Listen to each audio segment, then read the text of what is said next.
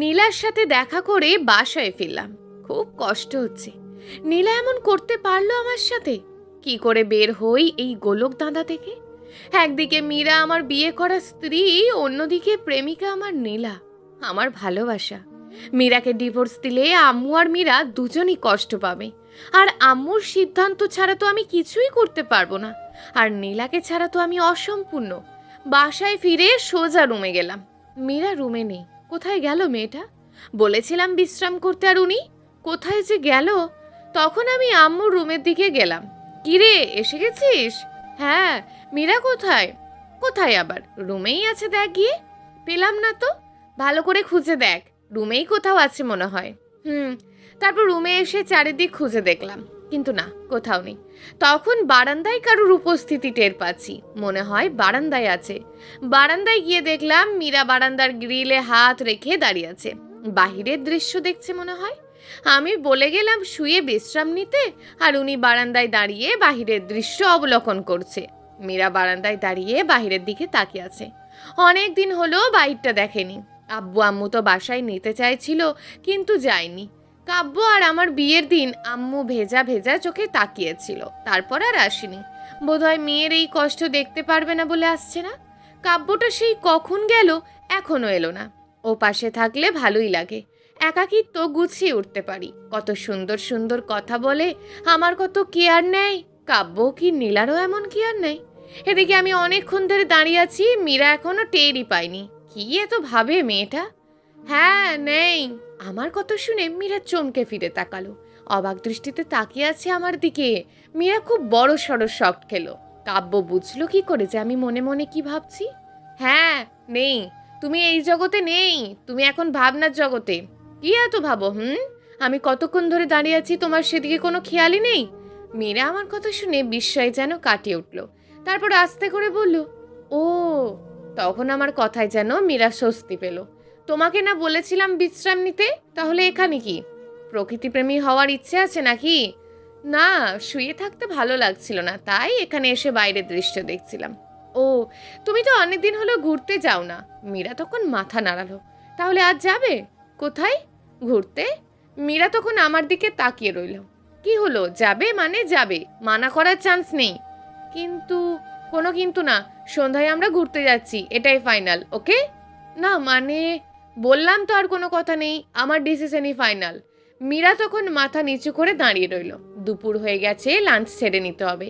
একটু আগেই না খেলাম সকালের নাস্তা, তো এখন আবার খাবো কি করে? কোনো হা করে খাবে? তারপর সন্ধ্যায় আছে তো। মানা করতে বারণ করলে তো, তাহলে তো যেতেই হবে, তাই না? Good girl. গুড গার্ল না চাই, কিছু বললে না তো। ও, তারপর আমি নিচে গেলাম। আম্মু আর রহিমা খালা তখন খাবার রেডি করছে। আব্বু অফিস থেকে বাসায় এসেছে লাঞ্চের জন্য। আমি নিচে যেতেই, কিরে বৌমা কোথায়? ওপরে আছে। ও, তা মেয়েটাকে একটু বাইরে ঘুরিয়ে নিয়ে আয় না, মন ভালো হবে। হ্যাঁ আব্বু, সন্ধ্যায় যাব ভাবছিলাম। ও, খুব ভালো কথা। গাড়ি নিয়ে সারা শহর ঘুরিয়ে নিয়ে আসিস বৌমাকে। এদিকে মীরা রুমেই আছে, ভাবুক হয়ে বসে আছে। কাব্য বুঝে নিল যে ও ঘুরতে যেতে চায়। কি করে? আশ্চর্য। কিন্তু আমার যাওয়াটা কি ঠিক হবে? যদি না যায় তাহলে তো কাব্য রাগ করবে। কি করি? যেতেই তো হবে। নিশানটা যে কেন এমন করলো আমার সাথে? আজ তো কাব্যের বদলে নিশানের সাথে ঘুরতে যাওয়ার কথা ছিল, কিন্তু নিয়তি সেটা হতে দিল না। নিশানের বদলে কাব্যকে ঠিক করেছে নিয়তি, কিন্তু কাব্যকে আমি কি করে মানা করি? ও তো মানা করতেও বারণ করেছে। যাক এসব কথা, এখন নিচে যাই, না হয় ও নিজেই উপরে এসে যাবে। তারপর মীরা রুম থেকে বেরিয়ে নিচে চলে গেল। এদিকে মীরার জন্য অপেক্ষা করছিলাম আমি। মীরা সিঁড়ি দিয়ে নিচে নামলো। মীরাকে দেখতেই আব্বু স্নেহপূর্ণ একটা হাসি দিল। গুড দুপুর আম্মু। আব্বুর কথায় আমরাও হেসে উঠলাম। আমরা জানি আব্বু মীরাকে হাসানোর জন্যই বলেছে এটা। মীরাও ফিক করে হেসে দিল। শুভ নুন। এদিকে আম্মু তো হাসতে হাসতে গড়াগড়ি খাচ্ছে মীরা আর আব্বুর কথাবার্তার ধরন দেখে। তা কেমন কাটলো আজকে দিনটা? ভালো কেটেছে আব্বু, সন্ধ্যায় আরো ভালো কাটবে। মীরা তখন প্রশ্ন দৃষ্টিতে তাকালো আব্বুর দিকে। সন্ধ্যায় তুমি আর কাব্য বেড়াতে যাবে? মীরা তখন আমার দিকে তাকালো। মীরা হয়তো ভাবিনি আমি আব্বু আম্মুকে বলবো ব্যাপারটা। আচ্ছা, এখন আয়, বস, খেয়ে নে।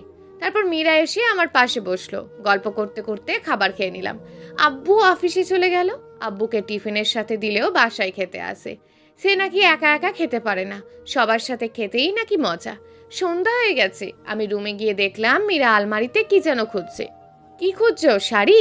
মীরা ঘুরে দেখলো আমি, তখন শুধু মাথা নাড়লো। পছন্দ হচ্ছে না? না। আমি চুজ করে দিচ্ছি। তারপর শাড়িগুলো উল্টে পাল্টে দেখলাম, একটা সাদা শাড়ি পছন্দ হলো। আমি মীরার দিকে এগিয়ে দিলাম। এটা? এটা পরলে তোমাকে একদম সাদা পরীর মতন লাগবে। মীরা আবারও অবাক দৃষ্টিতে তাকিয়ে রইল। কি হলো? না, কিছু না। তারপর আমি একটা নীল শার্ট প্যান্ট পরে রেডি হয়ে নিলাম, রুম থেকে বেরিয়ে গেলাম। নীলাকে কল করতে হবে। জানি না মেয়েটা কি করছে। আমাকে শক্ত শক্ত কথা বলেও আমি জানি ও নিজেও কষ্ট পেয়েছে। কল দিলাম কিন্তু রিসিভ করছে না। কিছুক্ষণ পর মোবাইলটা সুইচ অফ দেখাচ্ছে। সিট, মোবাইল বন্ধ করে দিয়েছে। এদিকে মীরা অবাক হচ্ছে, এরা দুই ভাইয়ের পছন্দ এক হয় কি করে? চলাফেরাও এক। নিশান ঠিকই একই কথাই বলতো, সাদা শাড়িতে তোমাকে সাদা পরি লাগবে। নিশানও সাদা শাড়িটাই পছন্দ করত। এদিকে আমি নিচেই ছিলাম, মীরার জন্য অপেক্ষা করছিলাম। মীরা যখন নিচে নামলো, আসলেই মীরাকে সাদা পরীর মতন লাগছিল। এত সুন্দর মেয়েটা। মীরার নিচে নামে যখন দেখলো আমি হাঁ করে তাকিয়ে আছি, তখন একটু লজ্জা পেল। কি হলো, এমনভাবে তাকিয়ে আছো কেন? না, এমনি। চলো। আম্মু, যাচ্ছি আমরা। হ্যাঁ যা, যতক্ষণ মন চায় ঘুরে ফিরিস। তখন মীরা একটা হাসি দিল। গাড়িতে উঠলাম দুজন। গাড়ি আমি ড্রাইভ করছি। মীরা বাইরের দিকে তাকিয়ে আছে, বাইরের দিকটা দেখছে। মীরাকে নিয়ে একটা নদীর কিনারায় চলে গেলাম। জায়গাটা তেমন পপুলার না, এমনি জায়গাটা সুন্দর বলে অনেকে এখানে আসে ঘুরতে। খুব সুন্দর পরিবেশ। মীরা গাড়ি থেকে নামতেই লাফালাফি শুরু করে দিল, যেন কত বছর পর ঘুরতে আসলো। তারপর অনেক ঘোরাঘুরি করলাম, খেলাম। মীরাকে খুব খুশি মনে হচ্ছে। এখন যাওয়া যাক, অনেক রাত হয়ে গেছে। চলো। না, আরো কিছুক্ষণ থাকবে বলো? না না, চলো। তারপর গাড়িতে উঠলাম, গাড়ি স্টার্ট করলাম। অনেকটা পথ এগিয়ে আসলাম, তখন হঠাৎ মীরা চেঁচিয়ে উঠল। মীরার সামনের সিটে আমার পাশেই বসেছিল। কাব্য, গাড়ি থামা কাব্য। কি হয়েছে? নিশানকে দেখেছি আমি। গাড়ি থামাও কাব্য। ভাইয়ার কথা শুনে আমিও গাড়ি থামালাম। গাড়ি থেকে বের হলাম সাথে সাথে। মীরা পাগলের মতন আচরণ করছে। কোথায় দেখেছো, কোথায়? ওই তো এদিকের একটা গাড়িতে যাচ্ছিল, ওইটাতেই দেখেছি। কাব্য, নিশানকে এনে দাও কাব্য, প্লিজ। মীরা চিৎকার করে কাঁদতে লাগলো। তুমি এখানেই থাকো, আমি আসছি বলে আমি দৌড় দিলাম। চারিদিকে খুঁজতে লাগলাম। একটা গাড়ি দেখলাম, গাড়ির পিছনে ছুটলাম, কিন্তু নাগাল পেলাম না। তখন দৌড়ে গাড়ির পাশে এলাম। মীরা দাঁড়িয়ে আছে আর কাঁদছে। কাব্য, নিশান কোথায়? তাড়াতাড়ি গাড়িতে ওঠো, তাড়াতাড়ি। তারপর গাড়িতে উঠে তাড়াতাড়ি গাড়ি স্টার্ট করলাম এবং গাড়িটা যেদিকে গেছে সেদিকটা অনুসরণ করলাম, কিন্তু সেদিকে গিয়ে গাড়িটা আর খুঁজে পেলাম না। তখন আমি পাগলের মতন গাড়ি চালাতে লাগলাম, কিন্তু না, পেলাম না। কোথাও দেখাও যাচ্ছে না। তুমি ঠিক দেখেছো তো? হ্যাঁ, আমি সত্যিই দেখেছি, একটা গাড়িতে ছিল নিশান। উফ, খুব বড় ভুল করে ফেললাম। গাড়ির নাম্বারটাও নোট করা হয়নি। মীরা, তোমার হয়তো কোথাও ভুল হয়েছে, বোধহয় ভুল দেখেছো। না না কাব্য, আমি সত্যিই একটা নিশানকে গাড়িতে আর ড্রাইভিং করে যেতে দেখেছি। তুমি আমার নিশানকে এনে দাও কাব্য, প্লিজ, আমার নিশানকে এনে দাও। আমি তখন আলতো করে মীরার মাথায় হাত দিলাম। প্লিজ তুমি শান্ত হও, তোমার এখন এভাবে উত্তেজিত হওয়া ঠিক না। কিন্তু মীরা তবুও কাঁদছে। মীরা, ভাইয়া নিখোঁজ, হয়তো কখনো ফিরবে না। কিন্তু তুমি কি চাও না ভাইয়ার স্মৃতি ধরে রেখে জীবনযাপন করতে? মীরা, বোঝার চেষ্টা করো, তোমার পেটে এখন ভাইয়ার অভিজাত। প্লিজ তুমি এরকম করো না। কিন্তু মীরা ফুপিয়ে ফুপিয়ে কাঁদছে। কাব্য, আমি কি আমার নিশানকে আর কখনো ফিরে পাবো না? প্লিজ তুমি ফিরিয়ে এনে দাও আমার নিশানকে, প্লিজ কাব্য। হ্যাঁ, পাবে, কোনো একদিন ভাইয়া ঠিকই ফিরে আসবে। এখন বাড়ি চলো প্লিজ। তারপরও মীরা কেঁদেই চলেছে। তারপর আমি জোর করে গাড়িতে ওঠালাম। তাড়াতাড়ি গাড়ি ড্রাইভ করে বাসায় ফিরলাম। গাড়ি স্টার্ট বন্ধ করে দিয়েছে। মীরাকে ডাকলাম, মীরা, মীরা, কিন্তু মীরা কোনো কথাই বলছে না। কি হলো মেয়েটার? মীরা, আয় মীরা, তাও কোনো কথা বলছে না। আমি ভয় পেয়ে গেলাম। তাড়াতাড়ি পানির বোতল থেকে হাতে পানি নিয়ে মীরার মুখে ছিটিয়ে দিলাম। তারপর আস্তে আস্তে চোখ খুলল সে। কাব্য, কাব্য, নিশান কোথায়? কাব্য, নিশান কোথায়? তুমি কান্না থামাও প্লিজ, এমন করে কেঁদো না। আমরা বাসায় ফিরে এসেছি, চলো বাসায় চলো। না না না, আমার নিশানকেই চাই, আমার নিশানকে এনে দাও তুমি। তুমি জানো না আমি নিশানকে ছাড়া বাঁচতে পারবো না। জোরে জোরে কান্না আরম্ভ করলো এবার। তারপর আমি মীরাকে জোর করে ধরে গাড়ি থেকে নামালাম। বারবার কান্নাই ভেঙে পড়ছে, ওর মাথা আমার বুকে আছড়ে পড়ছে। মেয়েটাকে কি করে বোঝাই, এই সময় তো এত চাপ সৃষ্ট ভালো না। তারপর মীরাকে নিয়ে দরজার কাছে গিয়ে কলিং বেল টিপলাম। আম্মু এসে দরজা খুললো আর মীরাকে কাঁদতে দেখে হকচকিয়ে গিয়ে বললেন, এ কি, মীরার এই অবস্থা কেন? মীরা কাঁদছে কেন কাব্যু? আম্মু, আগে মীরাকে নিয়ে রুমে যাও, তারপর আমি সব বলছি। আম্মু তখন মীরাকে ধরে নিয়ে গেল রুমে, পিছনে পিছনে আমিও গেলাম। তারপর আম্মু বিছানায় শুইয়ে দিল মীরাকে। মীরা কাঁদতে কাঁদতে অস্থির হয়ে যাচ্ছে।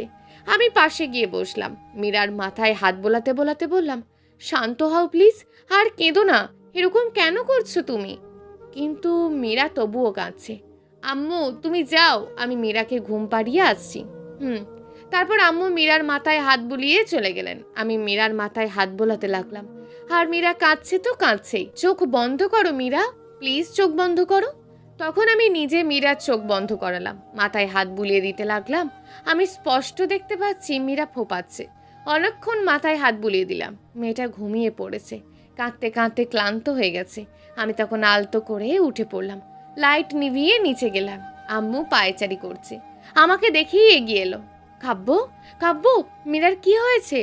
আম্মু, মীরা ভাইয়াকে দেখেছে। কথাটা শুনেই আম্মু ধরপড়িয়ে তাকালো আমার দিকে। সত্যি? কোথায় আছে এখন? আমার ছেলেটা ভালো আছে তো? আম্মু তুমি শান্ত হও, কাঁদছো কেন? কোথায় দেখেছিস তোরা আমার নিশানকে? নিশান এখন কোথায় আছে? তুই ওকে বাড়িতে নিয়ে আসিসনি কেন? আর আর ও বাড়িতে আসেনি কেন? আম্মু, আম্মু শান্ত হও। ভাইয়াকে আমি দেখিনি, মীরাই আমাকে বলল যে পাশের একটা গাড়িতে ভাইয়া ছিল। আমিও চারিদিকে গাড়িটিকে খুঁজতে লাগলাম, কিন্তু কোথাও পেলাম না। এখন আম্মুও কেঁদে দিল। আমার ছেলেটা এখন কোথায় আছে কে জানে। আমি তখন আম্মুকে জড়িয়ে ধরে সান্ত্বনা দিলাম, আম্মু, মীরা যখন দেখেছে ভাইয়াকে, সে তখন এই শহরেই আছে কোথাও। তুমি চিন্তা করো না, আমরা খুঁজে বের করব ভাইয়াকে। আম্মু মাথা নাড়ালো, তবে কেঁদেই যাচ্ছে। আমি তো আম্মুকে সান্ত্বনা দিলাম, কিন্তু ভাইয়াকে এখন খুঁজবো কোথায়? কোথায় আছে ভাইয়া? এখন তো রুমে যাই, মীরাকে গিয়ে একবার দেখে আসি, মেয়েটা কি করছে কে জানে। রুমে গিয়ে দেখলাম মীরা এখনো ঘুমিয়ে আছে, কাঁচুমাচু হয়ে শুয়ে আছে। আমি গিয়ে ওর মাথার পাশে বসলাম, মাথায় হাত বুলিয়ে দিতে লাগলাম। আমি মীরার মুখের দিকে তাকিয়ে আছি। কি আছে ওর মুখে যেটা আমাকে টানছে ওর দিকে? এত মায়াবী কেন মেয়েটা? মীরার প্রতি আমি আকৃষ্ট হয়ে পড়ছি। তারপর কিছুক্ষণ মীরার মাথায় হাত বুলিয়ে দিলাম। তারপর বারান্দায় গেলাম, নীলার ফোনে ট্রাই করছি, কিন্তু ফোন রিসিভ করছে না। ধ্যাৎ, ফোন ধরছে না কেন? আরেকবার ট্রাই করে দেখি। কয়েকবার রিং হওয়ার পর ফোন রিসিভ করলো। কি সমস্যা, ফোন ধরছো না কেন? সমস্যাটা আমার না তোমার। তুমি যদি সত্যিই আমাকে ভালোবেসে থাকো, তাহলে আমার শর্ত পূরণ করবে। আর যেদিন তুমি আমার শর্ত পূরণ করতে রাজি হবে, সেদিনই ফোন দেবে, তার আগে নয়। কি হলো? খেটে দিল। নীলা এমন কড়া কথা আমাকে শোনাতে পারলো? ওর শর্ত পূরণ করতে না পারলে ওকে কল দেব না? কিন্তু নীলার সাথে কথা না বলে আমি থাকবো কি করে? বুঝতে পারছি না কিছু। কেন এমনটা ঘটলো সবার সাথে? তারপর রুমে এলাম, দেখলাম মীরা এখনো ঘুমাচ্ছে। আমরা বাইরে খেয়ে এসেছি, তাই আর না খেয়ে শুয়ে পড়লাম। এরপর প্রায় 1 সপ্তাহ কেটে গেল। মীরা এখন একটু স্বাভাবিক। খুব কষ্ট করে মেয়েটাকে স্বাভাবিক অবস্থায় ফিরিয়ে এনেছি। প্রথম কয়েকদিন তো খাওয়া দাওয়া পর্যন্ত ছেড়ে দিয়েছিল, কাঁদতেই থাকতো সারাদিন। তারপর এই কয়েকদিন মীরাকে নিয়ে অনেক জায়গায় ঘোরাঘুরি করলাম।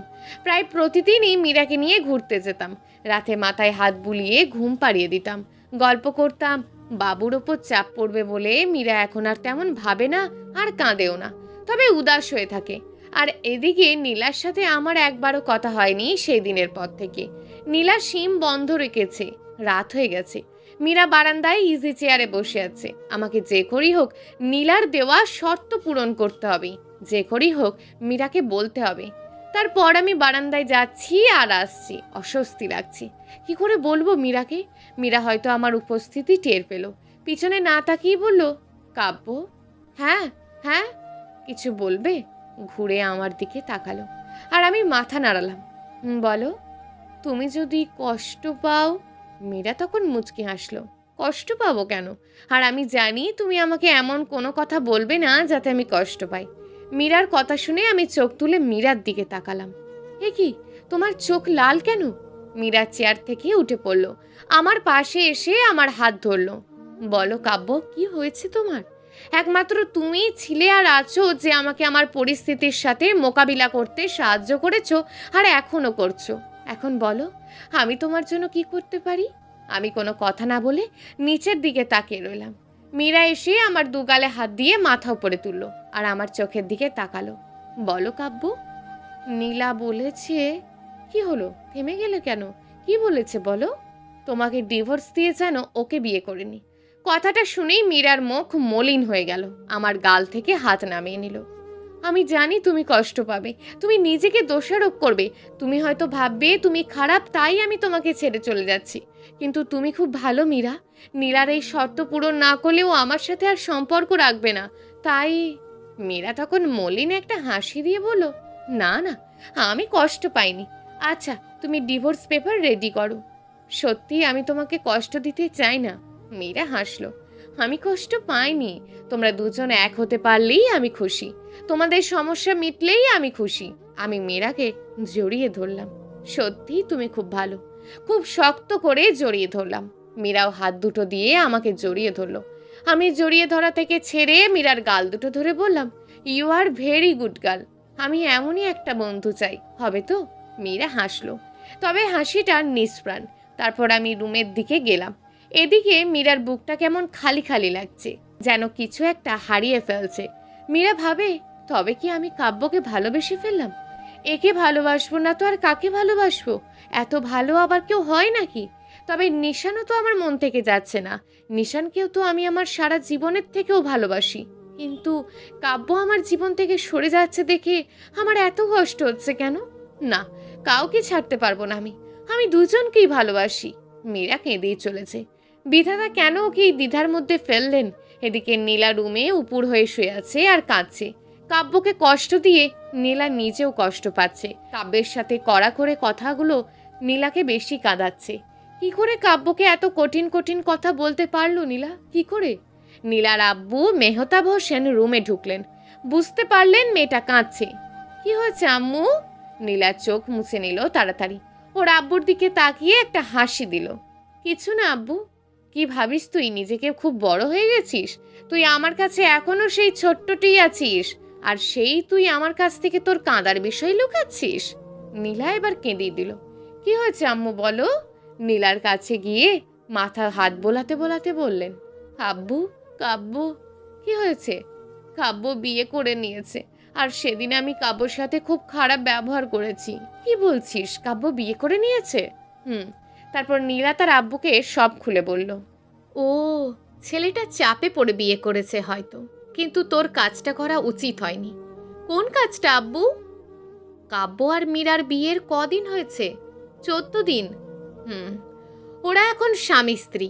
ওদের মাঝে যে মায়া সৃষ্টি হতে চলেছে, তা তুই ডিভোর্সের মাধ্যমে ত্যাগ করাতে পারবি না। আমি কি বলছি তুই বুঝতে পারছিস? নীলা মাথা নাড়ালো। মীরা আর কাব্য এখন স্বামী স্ত্রী, এক ছাদের নিচেই তাদের বাস। যদিও তারা একে অপরকে ভালোবাসে না, শুধু একটু কেয়ারিং। তবে আম্মু, ভালোবাসা জেনে শুনে আর বলে কয়ে আসে না। ওরা স্বামী স্ত্রী, তাদের মাঝে মায়া জন্মাতেই পারে, আর মায়া থেকেই তৈরি হয় ভালোবাসা, যেটা তোমার ভালোবাসার থেকেও শক্ত। তুমি কি বলছো আব্বু? ওরা একে অপরকে ভালোবাসে? না বাসলেও একবার না একবার ভালোবাসবেই, তাই তোমার উচিত ওদের মাঝখানে না থাকা। তুমি তুমি কি বলছো আব্বু? আমি কাব্যকে ভুলে যাব? সেটা তোমার ব্যাপার আম্মু। তুমি যদি সত্যিকারই কাব্যকে ভালোবেসে থাকো, তাহলে সরে আসো এই পথ থেকে। আমি তোমার, কাব্য আর মীরার ভালোর জন্য বলছি, ভেবে দেখো। এতটুকু বলেই মেহতাব হোসেন মেয়ের মাথায় হাত বুলিয়ে চলে গেলেন। এদিকে নীলার মাথায় তখন আকাশ ভেঙে পড়ল। ওকে কাব্যকে ভুলতে হবে? না না, এটা অসম্ভব। নীলা লাফ মেরে বিছানায় শুয়ে বালিশ আঁকড়ে ধরে কাঁদতে লাগলো। এদিকে নীলার মাথাতেও আকাশ ভেঙে পড়ল। ওকে কাব্যকে ভুলতে হবে, কিন্তু কিভাবে কাব্যকে ভুলবে? এটা যে অসম্ভব। নীলা বিছানায় শুয়ে বালিশ আঁকড়ে ধরে কাঁদতেই লাগলো। আব্বু এটা কি বলছে? কাব্যকে আমি ভুলবো কি করে? কাব্যকে তো আমি আমার জীবনের চেয়েও বেশি ভালোবাসি। আব্বু আমাকে কাব্যর থেকে আলাদা করতে চাইছে কেন? নীলা ফুপিয়ে ফুপিয়ে কাঁদতে লাগলো আর বালিশ আঁকড়ে ধরে কাঁদতে লাগলো। এদিকে মীরা বিছানায় শুয়ে আছে আর কাব্য সোফায়। এটা প্রতিদিনকার ঘটনা। কাব্য এপাশ ওপাশ করছে আর মীরা এক দৃষ্টিতে কাব্যের দিকে তাকিয়ে আছে। কি আছে ওর এই মুখে? ছেলেরা আবার মায়াবী আর সুন্দর হয় নাকি? কি করে ছাড়ি ওকে, যে আমার দুঃসময়ে পাশে থেকেছে? কাব্য কাব্য পাশ ফিরে তাকালো মীরার দিকে। কি, এনিথিং রং? না। তাহলে? মীরার দ্বিধা হচ্ছে কথাটা বলতে। কি হলো বলো? না মানে বিছানায় এসে শোও। কাব্য মীরার দিকে তাকালো আর মীরা উৎফুল্ল দৃষ্টিতে বলছে, না, আমি সোফায় শুতে পারবো, অসুবিধা হচ্ছে না তো আমার। তুমি ঘুমিয়ে পড়ো। একটা দিনই তো। মীরার কথা শুনে কাব্যর মুখ মলিন হয়ে গেল। আসলেই তো, কাল ওরা ডিভোর্সের জন্য অ্যাপ্লাই করবে। এটাই হয়তো শেষ রাত ওদের। প্লিজ। কাব্য মীরার দিকে তাকালো। মীরা যেন খুব করে চাইছে কাব্য যেন ওর পাশে শোয়। কাব্যও তো চাইছে, কিন্তু ওকে। কাব্য বালিশ নিয়ে বিছানায় রাখলো, মীরার পাশে গিয়ে শুলো। মীরা চিত হয়ে শুলো, কাব্যও একই রকম শুলো। মাঝখানে কোনো বালিশ নেই। আমার অস্বস্তি লাগছে মীরার পাশে এরকম ভাবে শুতে। মাঝখানে একটা বালিশ রাখি, আমি তো আবার বেশি এপাশ ওপাশ হই, কখন আবার তোমার পেটে ঢিসুম করে ঘুষি বসিয়ে দিই। মীরা হাসলো, লাগবে না। ও। তারপর কিছুক্ষণ নীরবতা। আচ্ছা কাব্য, মানুষ বড়ই অদ্ভুত তাই না? কখন কাকে ভালোবেসে ফেলে বলা যায় না। আমি মীরার দিকে তাকালাম। মীরা নীরব দৃষ্টিতে তাকিয়ে আছে আমার দিকে। আসলেই। একটা কাজ করবে? মীরার আমার দিকে প্রশ্ন ছুড়ে মারল। কি? আমার পেটে একবার হাত রাখবে? আমি চমকে উঠলাম। অবাক বিস্ময় নিয়ে মীরার দিকে তাকালাম। মীরার দৃষ্টি বরাবরের মতোই শান্ত। মেয়েটা এমন কেন? আমাকে অবাক করে দিল, অথচ নিজে একেবারেই শান্ত। কি হলো? আমি ইতস্তত বোধ করলাম। না মানে একবারই তো। তোমার ভালো না লাগলে থাক। শুধু একটা জিনিস অনুভব করিয়ে দিতে চাই তোমাকে, আর আমিও। কি অনুভব করতে চাই? প্লিজ একবার হাতটা রাখো। বলি নিরীহ দৃষ্টিতে তাকালো আমার দিকে। এখানে নেই কোনো লোভ আর পাপ। নিষ্পাপ একটা মেয়ে যেন মীরা। আচ্ছা, প্লিজ। মীরা সোজা হয়ে শোয়, চোখ বন্ধ করে নিল। মীরা পেটটা আস্তে আস্তে বড় হচ্ছে। এখানেই রয়েছে একটা দেহের অস্তিত্ব। আমি কাঁপা কাঁপা হাতটা এগিয়ে নিলাম। হাত প্রচুর কাঁপছে, আমি প্রায় ঘামছি। অবশেষে হাত রাখলাম। মীরা জোরে একটা শ্বাস নিল, যেন কিছু অনুভব করছে আমার স্পর্শ। আর আমি অনুভব করছি একটা অস্তিত্ব। আমি মীরার দিকে তাকালাম, চোখ বন্ধ করেই আছে ও। আর মুখমণ্ডলে যেন মায়া ছড়িয়ে পড়েছে, একটা নেশাবোধ হচ্ছে। হারিয়ে যাচ্ছি মীরার মায়াবী মুখে। মীরা চোখ খুলে আমার দিকে তাকালো। কিছু অনুভব করছো? কি? একটা অস্তিত্ব যেটা আস্তে আস্তে বেড়ে উঠছে। খুব ভালো লাগছে। তাহলে আরো কিছুক্ষণ রাখো, আরো অনুভব করো। বলে আমি হাসলাম। মীরা তার হাতটা আমার মাথায় নিয়ে এলো, চুলে বিলি কেটে দিতে লাগলো। কাল কটায় যাচ্ছি কাব্য? একজন লয়ারের কাছে যেতে হবে বিকেলে। আমি পেট থেকে হাতটা সরিয়ে নিলাম। এখন ঘুমাও, আমি মাথায় হাত বুলিয়ে দিচ্ছি। আচ্ছা। আমি মীরার চুলগুলোতে হাত বুলিয়ে দিতে লাগলাম। বাতাসে চুলগুলো উড়ে এসে আমার মুখে পড়ছে। মিষ্টি একটা ঘ্রাণ। মীরার চোখ আস্তে আস্তে বন্ধ হয়ে এলো। আমিও ঘুমানোর প্রস্তুতি নিলাম। তারপর ঘুমিয়েও পড়লাম। ঘুম ভেঙে গেলে চোখ খুলে দেখলাম সকাল হয়ে গেছে। পাশে হাত দিয়ে দেখলাম মীরা বিছানায় নেই। গেল কোথায়? আমি উঠে বসলাম। এমন সময় দরজা ঠুকে রুমে ঢুকলো মীরা। Good morning. কফি। এগিয়ে এসে কফির মগ টেবিলে রাখলো। আমি ভুরু কুঁচকালাম। তুমি রান্নাঘরে গিয়েছিলে? এমনিই শুধু গিয়েছিলাম। আম্মু কফি বানিয়ে দিল তোমার জন্য। একা একা নিচে যাওয়ার কি দরকার, যদি কোনো অঘটন ঘটে? আরে কিচ্ছু হবে না, এত ভেবো না তো। উনি জানেন যেন কিচ্ছু হবে না। চুপটি করে এখানে বসো, আমি ওয়াশরুম থেকে আসছি। তারপর ওয়াশরুমে গিয়ে ফ্রেশ হয়ে নিলাম। এসে কফি খেয়ে নিলাম। কাব্য, একটা কথা বলি? বলো। যতটা মন চাই বলো। ডিভোর্সের পরেও কি তুমি আমার যত্ন নেবে? আমি চোখ তুলে মীরার দিকে তাকালাম। শুধু দ্বিধায় ফেলে দেয় মেয়েটা। হ্যাঁ, তখন তো তোমার কেয়ার করার জন্য ভাইয়া থাকবে। কোথায় তোমার ভাইয়া? এই রে, ফেসে গেলাম। এখন কি বলি? না মানে তুমি যখন দেখেছো তখন এখানেই কোথাও আছে, খুব তাড়াতাড়ি বের করে নেব। আব্বু খোঁজার জন্য লোক পাঠিয়ে দিয়েছে বিভিন্ন জায়গায়। ভুল কিছু বলে ফেললাম? না না। তাহলে উদাস কেন? এমনি। তারপর সকালের খাবার মীরাকে খাইয়ে দিলাম। আস্তে আস্তে বিকেল গড়িয়ে এলো। মীরা রেডি, আমিও রেডি। আম্মুকে বেড়ানোর কথা বলেই বেরিয়েছি। আমি নিশ্চুপ গাড়ি চালাচ্ছি, মীরাও নিশ্চুপ গাড়ির বাইরের দিকে তাকিয়ে আছে। তবে প্রতিদিনের মতন উৎফুল্ল নয়। আমি মোবাইল নিয়ে নীলাকে কল করলাম। প্রথমবার রিসিভ করলো না, পরে নিজেই ফোন করলো। হ্যালো নীলা। হুম। আমি ডিসিশন নিয়ে নিয়েছি। কি? মীরাকে নিয়ে এখন একজন লয়ারের কাছে যাচ্ছি ডিভোর্সের অ্যাপ্লাই করার জন্য, বলে আমি মীরার দিকে তাকালাম। মীরা গাড়ির বাইরের দিকেই তাকিয়ে আছে। তো মানে তুমি খুশি না? না, তোমার মতন ছেলেকে আমি ভালো না বাসলেই খুশি হতাম। মানে কি বলছো এসব নীলা? কেন, ভুল কিছু বললাম নাকি?